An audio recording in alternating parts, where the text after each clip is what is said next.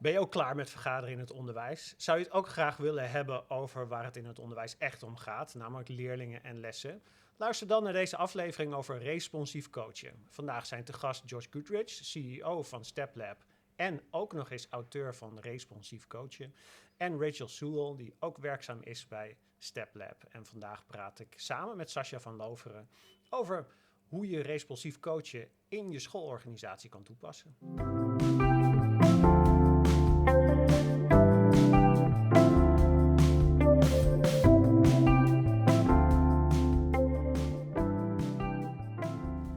Imagine I'm a teacher listening on my commute, and I've never heard of instructional coaching. What is it? Okay, I think I'd like to do two explanations of instructional coaching. A surface level one, like what it looks like on the surface, and then the deeper one. So on the surface, instructional coaching is two teachers working together. One teacher visits the lesson of the other teacher, has a look at what they're doing in the classroom, and then they meet afterwards and have a discussion. And the other important thing to say around the surface description of instructional coaching is that doesn't just happen once, that happens in a cycle. So that two teachers, lesson visit and discussion happens repeatedly, okay? And then on a deeper level, what we think of as instructional coaching means that the conversation that the two teachers have needs to contain certain very important features. Feature number one, the discussion of how to improve teaching is very, very precise. You don't set someone a really big thing to work on. In fact, you set them a really, really, really small thing to work on. The second key feature is that you make it really clear what that small thing looks like. To use our language, you show a model of that really small thing. So this is what we think you should work on next lesson. Let me show you.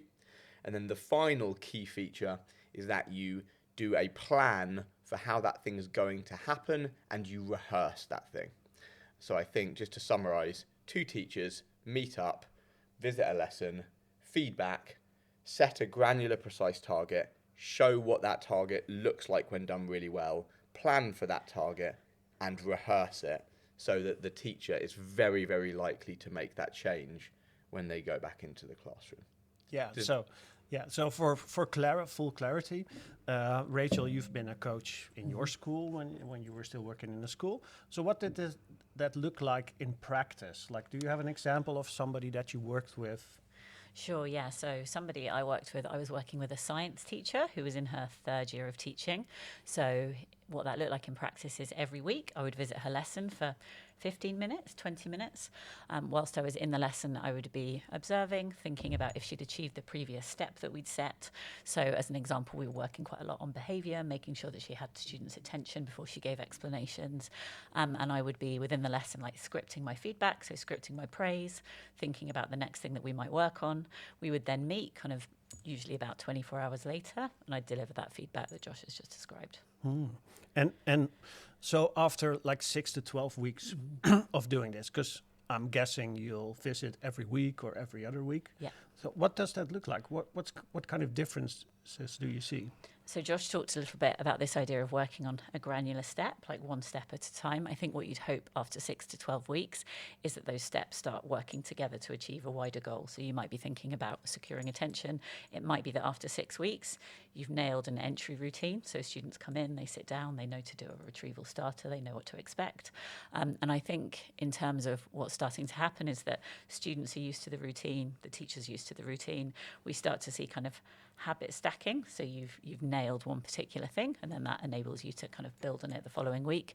And then I think in terms of what's going on in the kind of dynamic between the coach and the coachee, because each week you're seeing these kind of granular changes having impact, there's a sense of like momentum, and you've got this trust building, and the coachee kind of becoming more and more motivated to engage.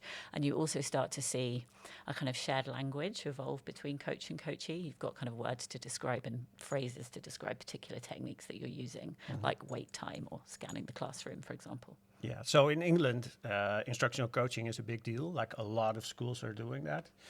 In the Netherlands, we don't really do that. So, and we have like other forms of PD, like inset days or like workshops or etc. So what's the huge difference between like the results of this approach versus like old school PD?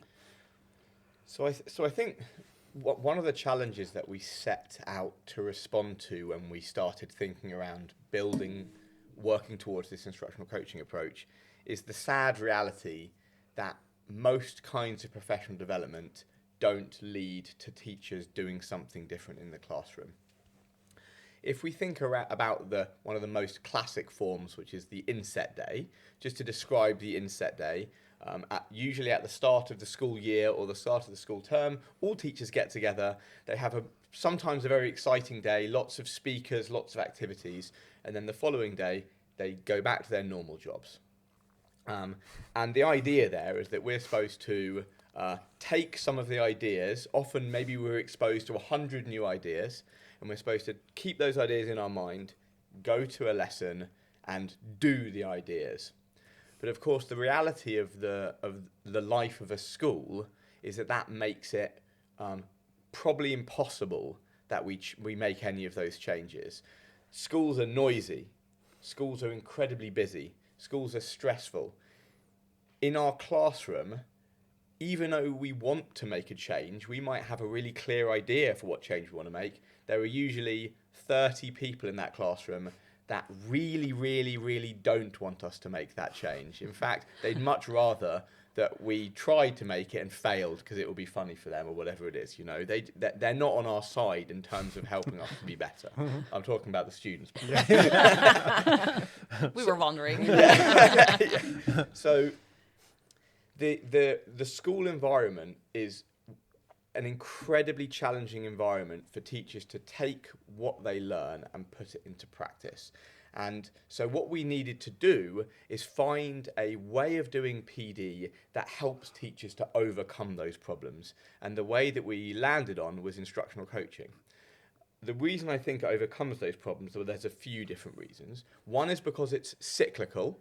It's not just the inset day that happens once. It happens every week. So if I don't manage to make the change in week 2, that's okay. Me and my coach can do more work on it and I can make the change in week 3.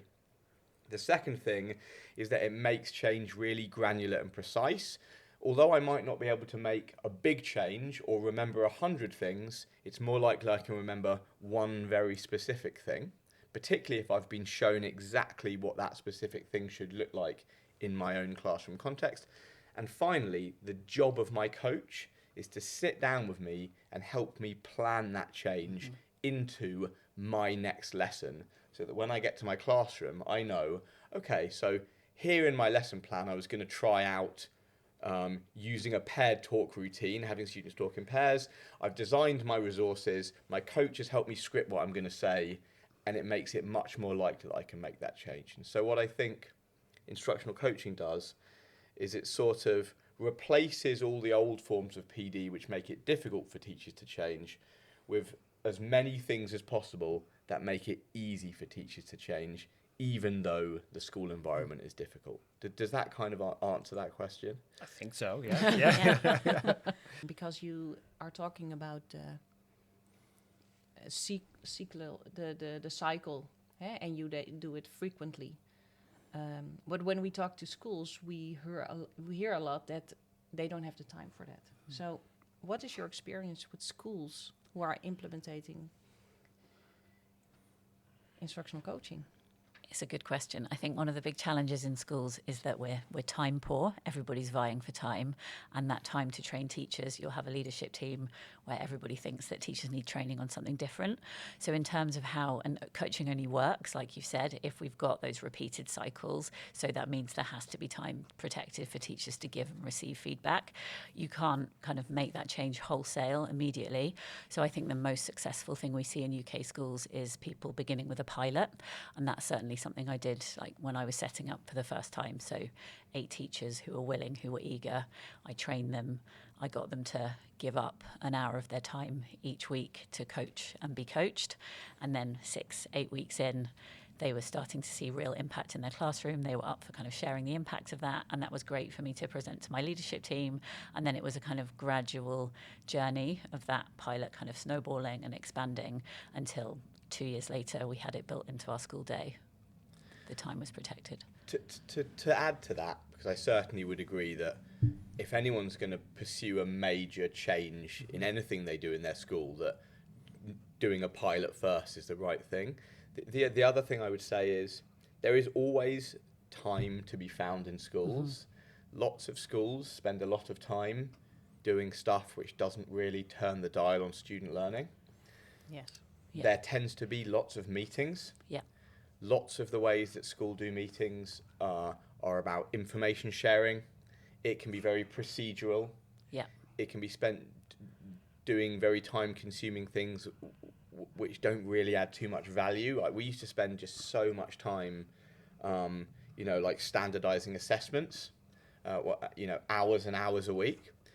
And so what I tried when I started using instructional coaching at a school that I helped to start, the main thing I looked for is meetings that we had, which I didn't feel were very high value, that I could just reclaim. Yeah. Yeah. And that was a bit of a fight. Yeah. I ended up having to do a lot of argument with various people on the senior leadership team. But over time, I made the case, well, look, can I just have this half hour?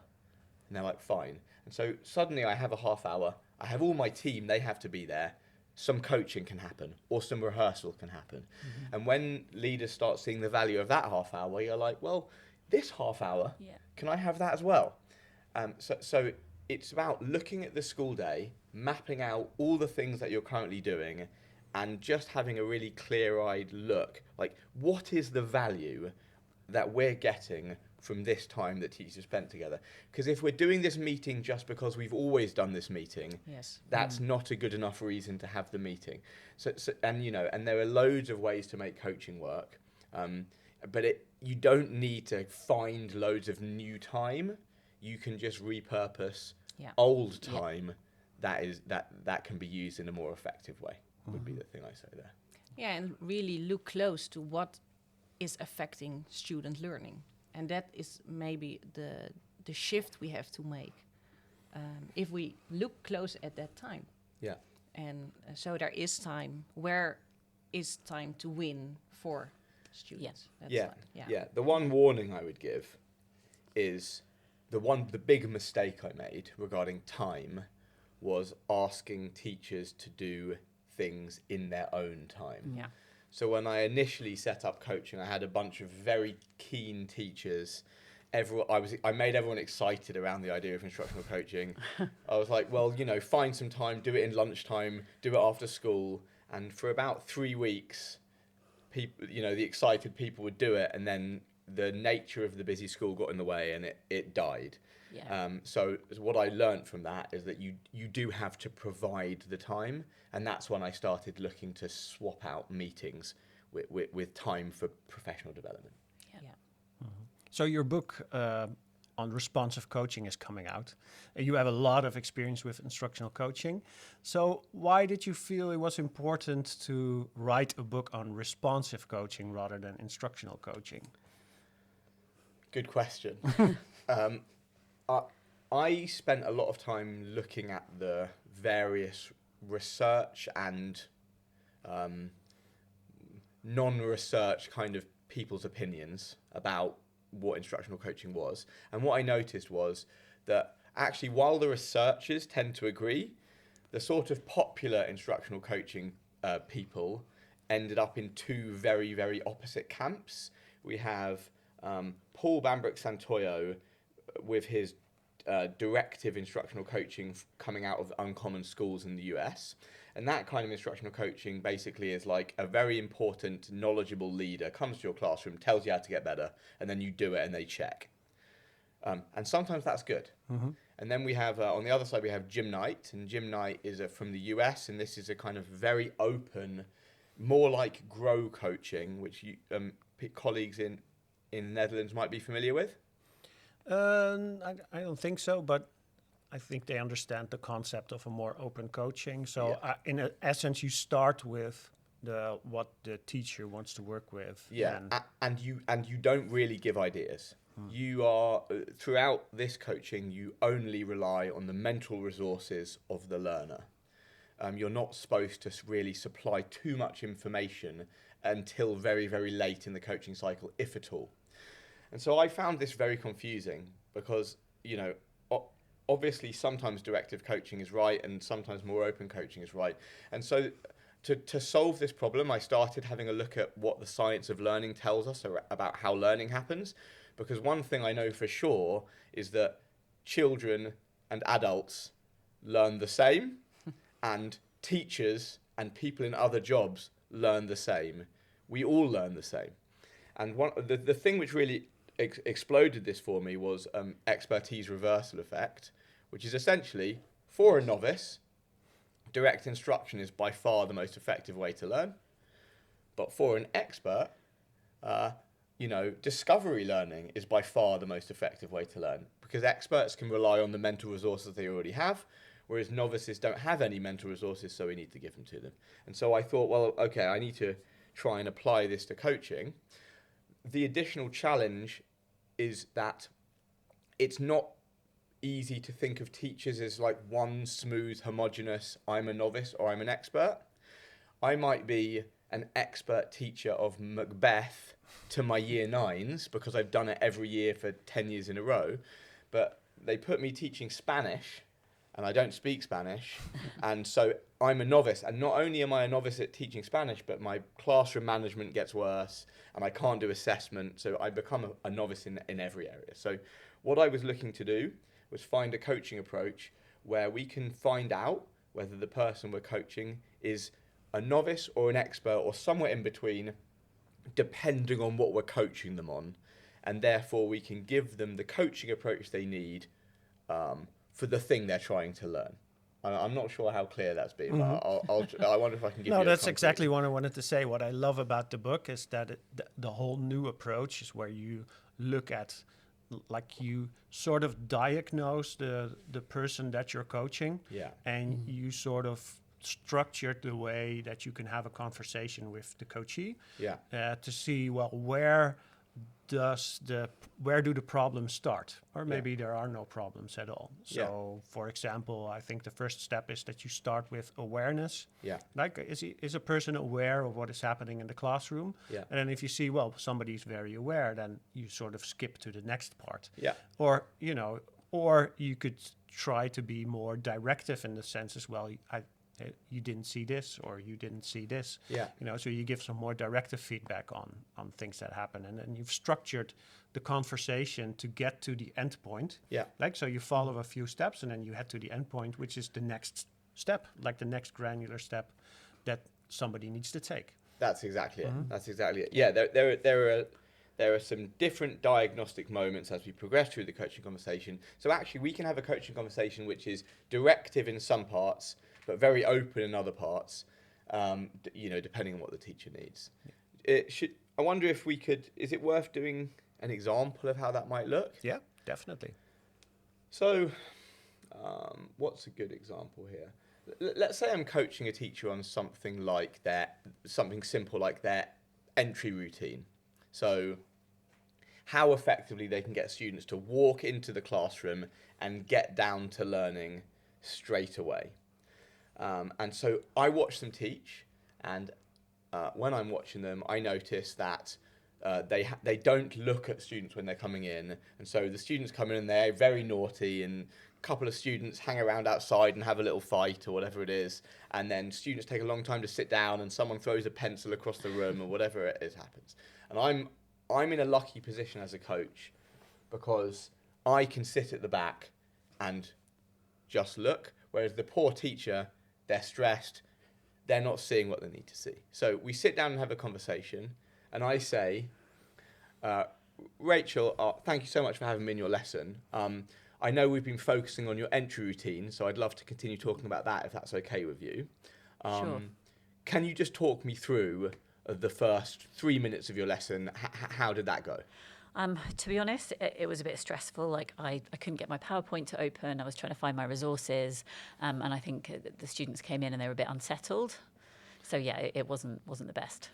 Okay, so what I'm seeing there actually is that Rachel has some, at least, of the same ideas as me. Now, I probably need to ask a few more questions. So can you describe some specific things you saw students doing at that point? I think they were just like a bit noisy. They were chatting. They were taking ages to come into the classroom. And yeah, it took me a long time to get them quiet. Okay. Now, actually, what that tells me is that Rachel's mental model, her ability to spot what mattered, is pretty good. It might be that I would decide to supplement some additional key details, but what she doesn't need me to do at that point is say, yeah, you know, Rachel, actually, it was, you know, it really was very difficult. The students were all over the place. She's already told this to me. In fact, me then saying that to her is not only going to make her feel bad, but in terms of her learning, I'm kind of adding to her quite sophisticated mental model some similar ideas, and all that's going to cause is some clashes in her mind, which is going to stop her learning effectively. Now, on the other hand, Rachel could say something like, It was fine. Yeah, they all came in. It took me a while to get going, but yeah, they were sat down within 5 minutes. I think it was good. and that tells me that rather than a kind of reasonably strong mental model, actually, regarding her awareness of what happened, her mental model is like what we would describe as a little bit weak. Mm-hmm. She was not going to be able to improve in that area of her teaching because from her point of view, she didn't see the problems. And if she doesn't see the problems, then she's unable to respond to the problems. So at this point, I would make a decision as a coach. The first time round, my decision is, let's move on. We agree there's a problem. At this point, my decision is, I'm then going to supply Rachel with some key information. So I would say something like, okay, Rachel, so I'd love to share what I noticed. In fact, I took a video of the start of your lesson. Let's watch it together. And then we would supplement Rachel's mental model with some additional information so that we're on the same page to have a constructive coaching conversation. And that's a kind of, that's an example of being responsive in one area of the model. Yeah, and then like the second part is that you try to look into the head of the teacher in terms of how does somebody make sense of this situation? Yeah. Yeah. And then there are also weak models, partial models, and strong models. Yeah. And what I find the most interesting about that step is that as a coach, you also need to have a lot of knowledge on like evidence-informed education. Yes. In order to be able to scan or diagnose somebody else's mental model. Yes. Yeah. Yeah, I think, look, in reality, the full responsive coaching approach is an approach for quite an expert coach. And as you say, René, to be able to do the full model, working through all the stages, you have to know a lot about how teaching works. What I say in the book is that if you're a new coach, you don't need to do the full approach. You can just do, so I break the model down into awareness, insights, goals, steps, and habits. Awareness is agree about what happened in the lesson. Insights is agree about what it means in terms of student learning. Goals is agree what you want to do differently. Steps is agree on a specific change, and habits is do something about it. And an expert coach can move through all of those stages, but to do that, you really need to understand how learning works and how to look at a classroom. But for a more novice coach, you can just focus on the final 2 or 3 stages.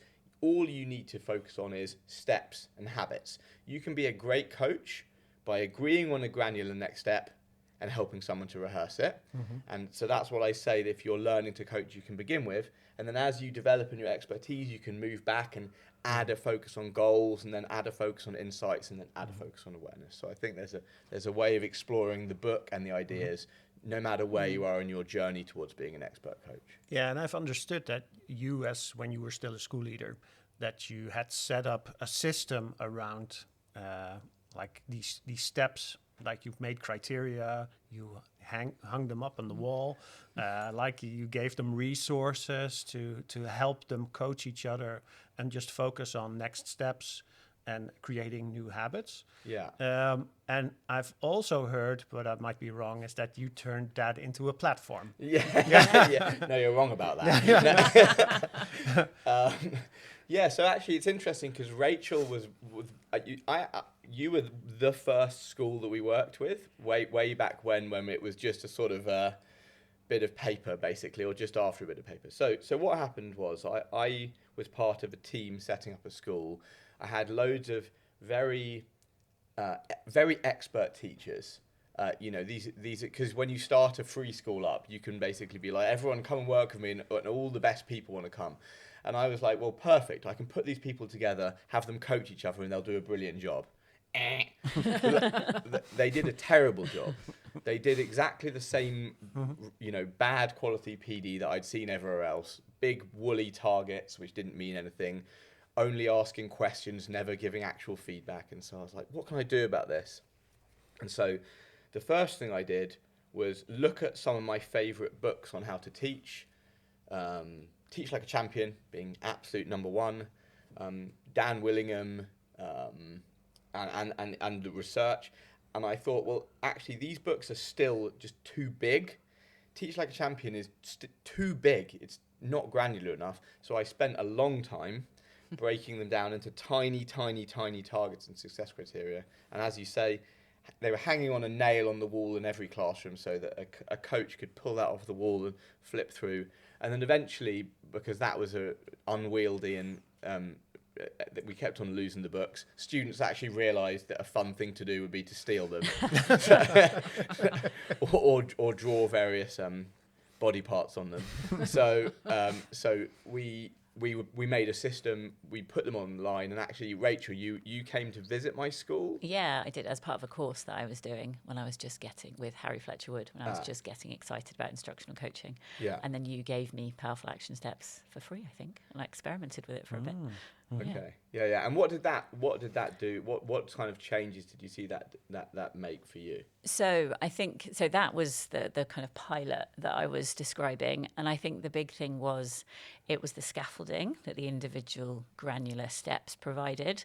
So I had I inherited a very complex PD model, and I was just beginning to lead on teaching and learning, and there was a culture of quite high stakes lesson observations. This idea of kind of grading and grouping teachers. So you'd have the kind of outstanding teachers who were working together on lesson study, which was quite waffly and lovely and led to kind of no change in the classroom. And then you had people who were needs improvement teachers who were kind of observed in a really high stakes way, but again, were given targets that were improve your behaviour or develop your questioning. And I think what the really granular steps did was provide the scaffolding for teachers to be able to identify something very specific.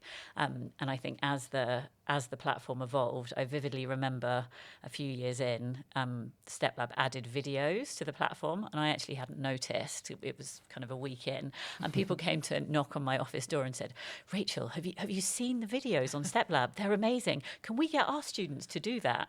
And I think that for me was fascinating, because it was 2 years in, they were already really into this idea of the granular steps and the codification, but suddenly being able to see these really slick paired talk routines just took it to a whole nother level. Mm-hmm. Yeah, so the Steplab platform is absolutely mad, in my opinion.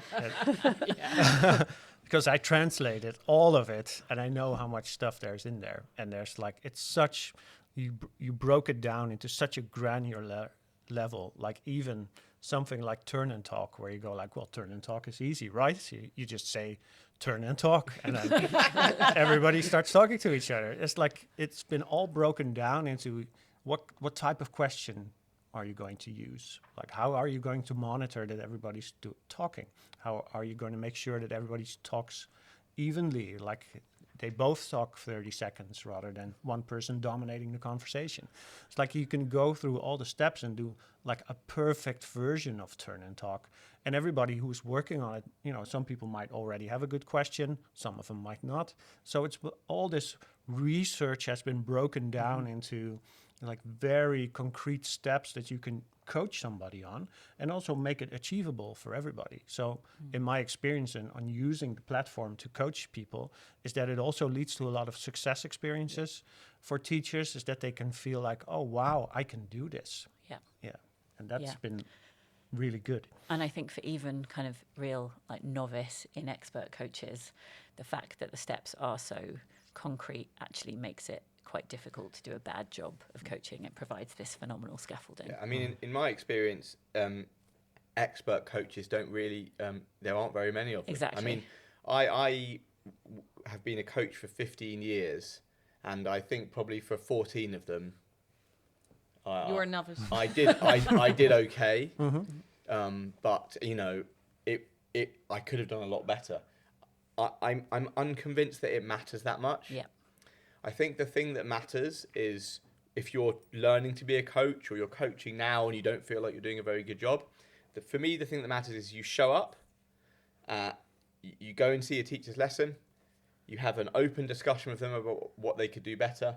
You make sure that you leave the coaching conversation with something they're going to work on, which is nice and small and is likely to make a difference to student learning, that you have helped them to put into practice. Yeah. And if you've done those things, you might not have done them all perfectly, but if you do those things week in, week out, you're trying to get a bit better every time you do it, then you are doing a far, far, far better job than they could have doing any other kind of professional development that exists in the world.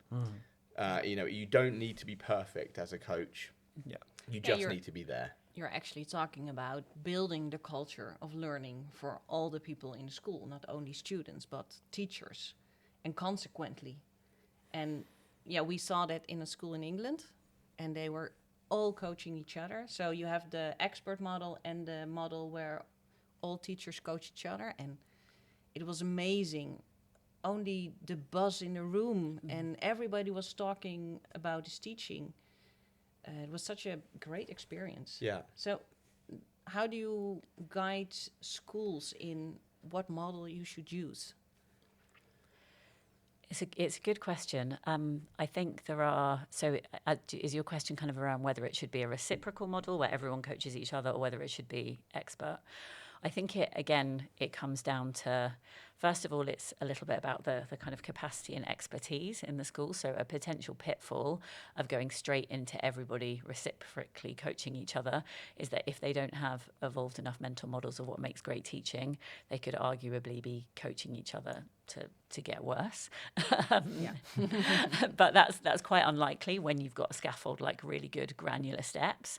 However, the real positive, like you've identified, of a reciprocal model is that it builds this culture of everybody can work a little bit better, can work a little bit to get a bit better every day. And it has this kind of spillover effect of everybody talking about teaching and learning. And a way to kind of make that reciprocal model work really well is to have everybody working on the same goal. So we're all thinking together about Turn and Talk for 6 weeks. And that way you can kind of like narrow and support your coaches as you're training them. I think the kind of more expert coach to more novice teacher model works really well when you're kind of trying to build expertise and capacity quite rapidly. Yeah.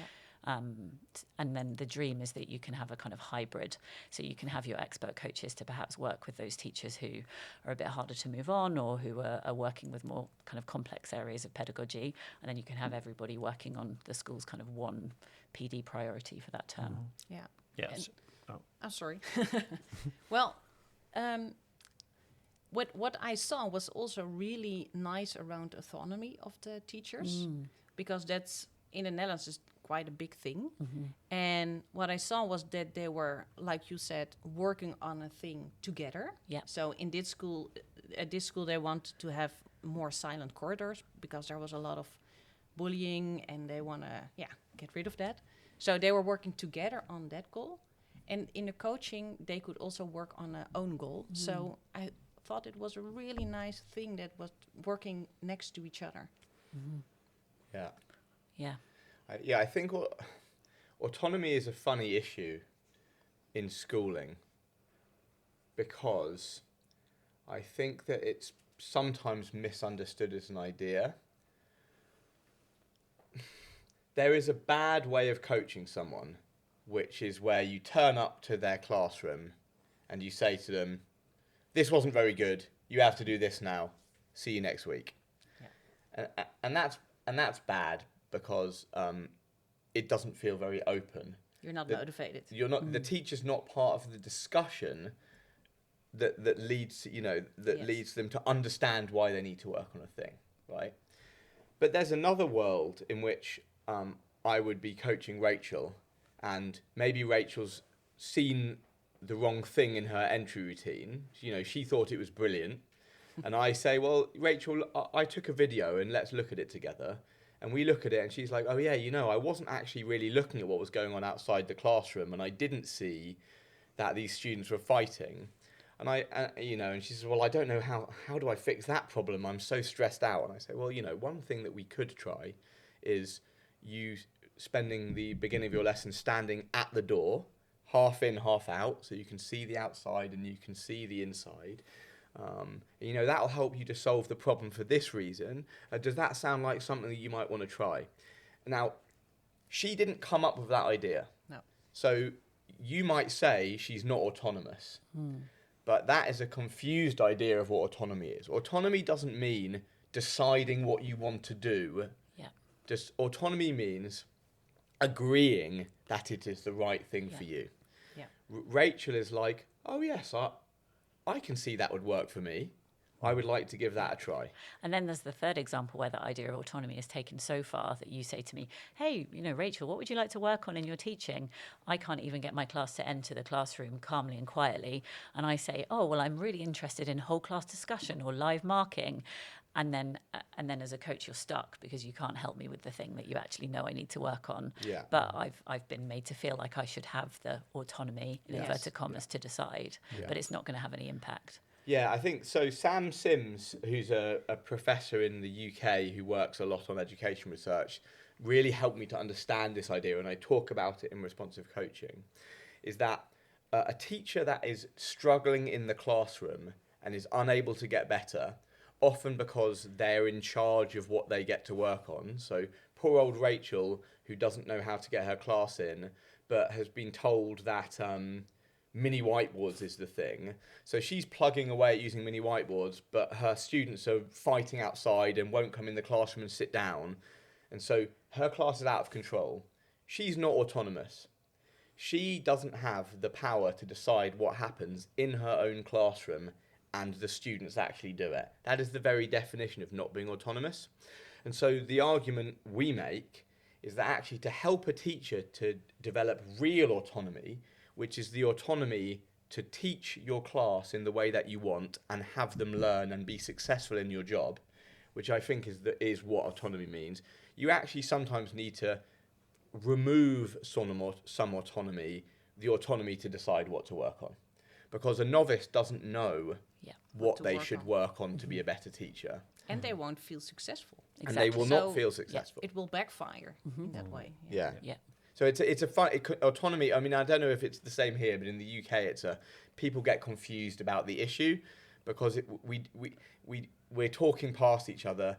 Yes, teachers sometimes should have the autonomy to decide what to work on, but sometimes they shouldn't have the autonomy to decide what to work on, and that will help them to develop greater autonomy as classroom teachers anyway.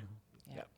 So with the Steplab platform, you have like all these granular steps. There are also videos. There are also study modules. It's like a perfect tool for learning. Like I've learned a lot from translating it. Like I thought I knew a lot, but then I learned even more. So that was really good. But that's not the only thing, because what we've seen in the schools that we visited is they also use the platform to see how everybody is doing in their coaching, like in their development, but also in terms of coaching. Yeah. So there's like this view called, I think, in Dutch we call it the expert coach view. Yeah. It's where you look at how everybody is doing. Yeah. So one of the big challenges when you're running a PD program, particularly when you move from a one-to-many style, where the leader can have quite high control. Like if I'm going to turn up and do my inset, then I know what everyone's learning about because they're learning about it from me. But when you move to instructional coaching, or you have suddenly the machine gets big, and when the machine gets big, suddenly you don't know what each part of the machine is doing, and that means that it's likely that the parts of the machine will break and you won't know how to fix them. And so what I realized I needed to build when I was working on Steplab for myself was a bunch of views so that I can see what coach in this classroom is working on and the coach in that classroom is working on, and to make it as easy as possible for me to do two really simple jobs.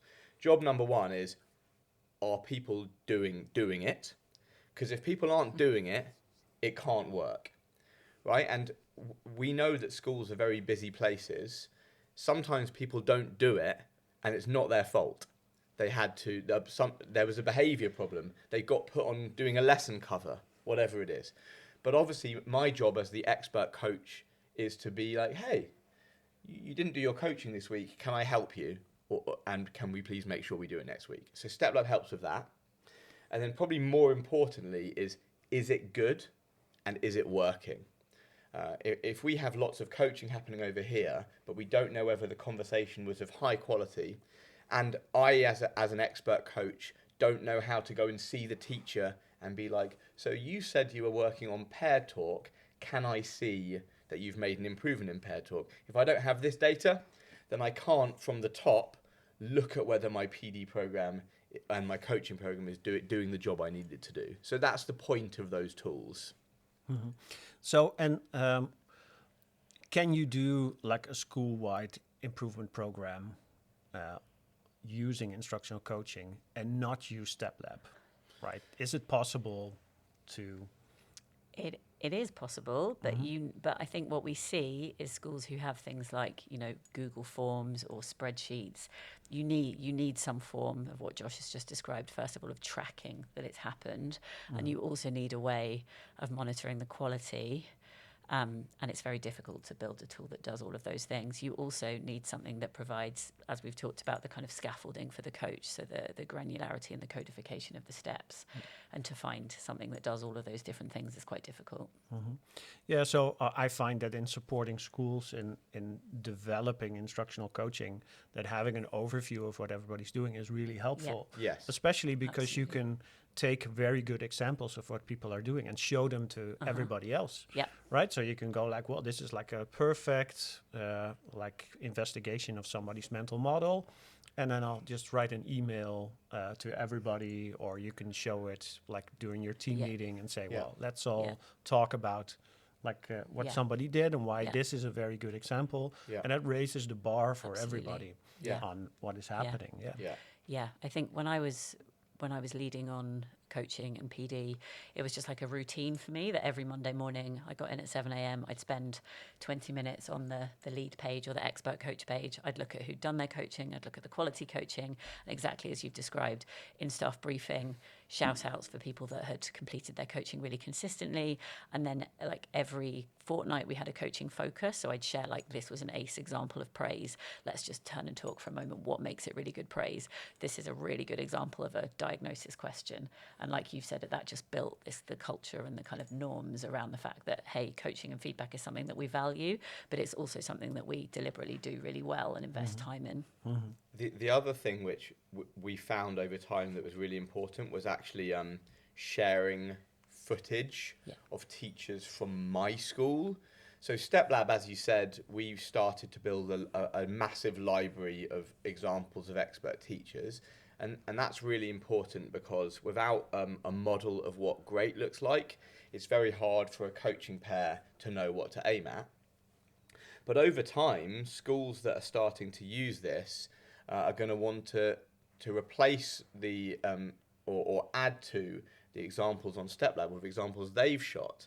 Like, I'm a coach, I might want to film my teacher doing something really well and show it in front of the whole staff if the teacher agrees, obviously, because that's the best feeling as well. Rachel was working on her entry routine. She found it really difficult, but this is now where her entry routine is. The class are coming in and they're all getting on with their work within 10 seconds, and everyone's like, that's making success really, really public, and that is critically important to starting to build that culture where people realise that professional development is not just something we have to do, but it's something that will work and that we actually can learn from. Yeah, and you can solve the problems that you're running into in your classroom, right? So there are so many teachers that run into the same issue every day and have no tools to fix that. Yeah. And then I think instructional coaching really supplies a means to get them there. Yeah, 100%. Yeah. Okay. So we're this sort of instructional coaching wasteland in the Netherlands. Like nobody's really doing it. And you guys are so way ahead of us in this department. So what are the things that we should not get wrong, or what can we learn from the mistakes that you've made in England, perhaps? Good question. Really good question. So, No mistakes there. there have been a lot of mistakes. I think like trying to go too big too quickly before you've got like the culture right in a school, before you've got the levels of like competence that you need from a coach, before you've got buy-in. I think that's the kind of mistake that we see. And before you've spent time thinking about your earlier question, how you're going to make and protect the time for coaching to happen. I think, I'm sure it's the same here. Like teachers have kind of like initiative fatigue, particularly those teachers who've been in the classroom for kind of 10, 20 years. Oh, it's just another new thing. It's just another new fad. And if it's introduced like too quickly and it fails, it becomes very difficult to claw it back. So I think like that we often use the phrase like start small and then snowball, and that idea of like building buy-in using a pilot and just scaling it gradually. And that's where the kind of like the tracking is so key. So you need to ensure that coaching happens, that it's like of a relatively good quality. And when you've got that working in quite a small way, then you expand it really gradually because you've built the systems to ensure that it's working well. And then you can kind of expand those systems as you go. So I think that would be the first. And that's kind of, I get to work with like thousands of school leaders in my role. And that's probably the biggest mistake that we see. It's too big, too quick. I've got a few. So one of the big ones actually is allowing new coaches access to too much content. Yes. Oh, yes. So Yeah. as you'll know, René, from your translation efforts, as you said, there's a lot on Steplab. We have, I was doing some work yesterday where I had to count the number of steps we have, and there are like 1,500 steps with 7,000 success criteria. Now, that's really useful for an expert coach because it allows them to range widely over the whole of teaching, and there's always something there that they can be like, oh, that's the thing. But for a novice coach, just like for a novice teacher, it's impossible to coach well on something if we don't understand it. And so what I have found works really well, and it's similar to the snowballing idea, which is start with a small snowball, and as it rolls down the hill, it picks up snow and gets bigger, is that you can only have your coaches coach on one tiny area of coaching. So let's say we pick, let's all get good at using paired talk. Paired talk is a really important strategy. So as the expert coach, you can teach your coaches, well, this is paired talk, this is what it's for, let's look at some models together. So everyone has a bit of an understanding, they try their coaching out, they develop their mental models further through their coaching, and after 6 weeks or 12 weeks, you have a group of people that are good at coaching on paired talk. Fine. Paired talk can sit in the library or on Steplab, but you can add the next thing. The next things maybe is clear explanations. Fine. We then become expert over 12 weeks on doing that. Everyone looks at models. Everyone talks together about what it means. Now, that might feel slow, but if we introduce a new coaching topic every 6 weeks, then do you have 6 terms in the Netherlands? Usually 4. So every year you can have your coaches becoming expert on 4 important areas of teaching. That's a lot. 2 years, people can coach really well on 8 things. And so over time, you're building expert coaches, but you're doing it in a way that you can manage and control, and it actually allows people to develop expertise, other than them just being flooded with the whole Steplab library and spending their time getting lost and getting confused. So that's another really critical thing which I think school leaders should take care to do. Yeah, and to clarify, so you all need the model of how good looks like. And if I listen carefully to your story, that also could mean do some PD with the whole team next to the coaching. Yes, Yeah. I So think it is like together makes it stronger. And that model that Josh has described, I think some of the hardest parts about running coaching really well are often like running really high quality models, deconstructing them, and running really high quality rehearsal. It's, it's hard to do that well. So in that model, you can have a kind of like group PD, group situation where you have a leader who leads some like modelling and deconstruction all together, leads some rehearsal where you rehearse all together. And then that is really clever because it's doing lots of different things at the same time. It's like acting as a really good model to your coaches who are training of what high quality modelling and rehearsal looks like. It's building that culture of it kind of being normal. And it's also developing like expertise in that area as well. I think the thing about coaching is you guys have an inset model here, right? And what's Dutch for what's inset in Dutch? Studiedag. Studiedag. Okay, so the thing about studiedag is that coaching makes it good, because you can run an inset in the model I just described, where you select a small area of teaching and you give people training on it, and then they go and coach and they know what good looks like. That's the perfect thing to do in an inset. You have your inset, you're like, we're going to launch Pair Talk. Pair Talk matters. Here's a model of Pair Talk. Let's all do a study on Steplab around what Pair Talk looks like. Let's do a group rehearsal on Pair Talk. And so everyone, the teachers, the coaches, the leaders, leave that inset and they're like, I understand Pair Talk. I have a model in my mind of what good Pair Talk looks like. And then the coaches come in and it's like ripples on a pond. The inset is the stone splashing, and then it's ripple, ripple, ripple, ripple, ripple, ripple. And those ripples are the thing which actually drives the improvement into teachers' classrooms. So for us, it's the inset plus coaching model is actually a very, very effective way of introducing coaching to a school. Yeah. And what I saw was really strong at the school where we were at, is that they also included the why. Yes. So you have the why, and then the coaching is even more effective. Mm-hmm. Yeah, absolutely. Yeah, so and I think the why is really interesting because it's the kind of why. So it's the evidence and research. So Josh referenced, like, you can do a study module on Steplab, one translated by René, and that will give you the why. But I also think it's like, why this now and why this for our students? So it's about linking it to kind of like, at the moment, our students aren't thinking hard enough. We need to increase think ratio, therefore paired talk. Or, you've told us that's something that you want to work on in your classrooms. We're going to work on it all together. Yeah. All right. So thank you so much for this conversation. It's been very insightful. And also for our listeners, you can, of course, get the Steplab platform in the Netherlands. You can get a trial license just to see what is there. And we also offer like a masterclass on instructional coaching in Dutch. And we also offer your program, which we're very happy to do on like building a school improvement program.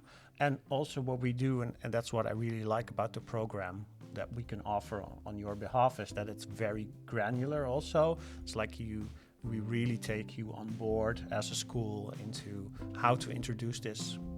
So you start off easily with drop-ins, like build a positive culture around people visiting your classroom, and you slowly and gradually you try to introduce more aspects of instructional coaching in your school. So, for any listeners that are interested, please check our show notes for more information. And thank you so much for coming here. Thank you for having us. Thanks for having us.